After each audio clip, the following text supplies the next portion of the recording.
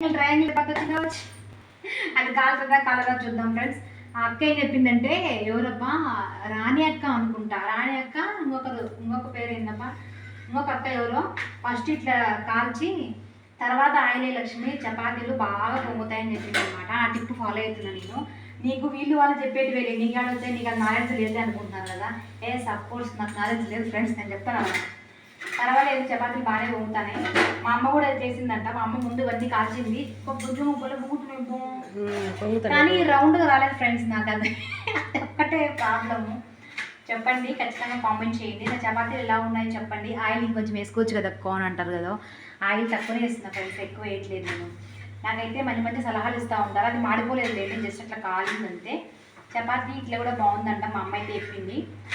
మీరు మాత్రం ఖచ్చితంగా కామెంట్ చేయండి, ఎలా ఉంది ఏంటి, ఇంతైనా ప్రాసెస్ కరెక్టా కాదా అన్నది. ఓకే మరి, బాయ్. సబ్స్క్రైబ్ చేసుకోండి.